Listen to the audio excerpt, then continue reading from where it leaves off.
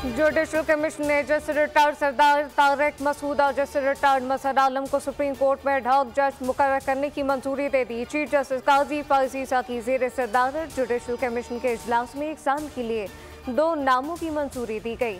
Justice Munib Akhtar की जानिब से दोनों एडहॉक जजेस के नामों की मुखालफत की गई। जस्टिस मंसूर अली शाह और जस्टिस याहिया अफरीदी ने जस्टिस मसहर आलम मियां अखिल की मुखालफत की और मौक़िफ़ इख्तियार किया। जस्टिस मसहर आलम मियां अखिल इनकार कर चुके।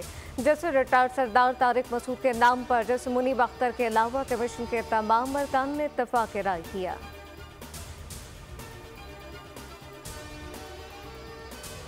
पीपल्स पार्टी ने मखसूस नशिस्तों पर नज़रसानी की अपील की हिमायत कर दी। PTI पर पाबंदी का मामला पहले पार्टी सतह पर ज़ेर गौर लाने पर इत्तफाक। पीपल्स पार्टी का कहना है कि पाबंदी का मामला पार्लियामान और काबीना में ज़ेर गौर लाया जाए। नून लीग और पीपल्स पार्टी के रहनुमा की ऐवान सदर में बैठक के दौरान नून लीग की लीगल टीम ने पीपल्स पार्टी को नज़रसानी अपील पर ब्रीफिंग दी।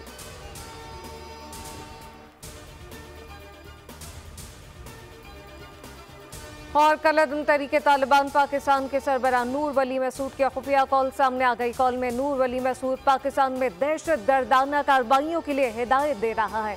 फ़ोन कॉल में नूर वली मसूद को कहते सुना जा सकता है कि अमन व अमान की सूरत हाल बिगाड़ने के 2 तरीके हैं। एक है 2 स्कूल या अस्पतालों को धमाके से उड़ा दो लेकिन जिम्मेदारी ना कबूल की जाए।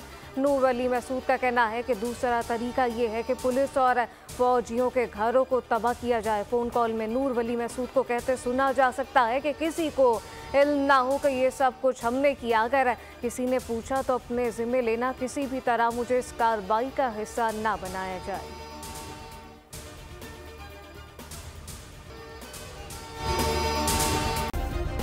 सब्सक्राइब करें और बेल दबाएं ताकि कोई खबर रह न जाए।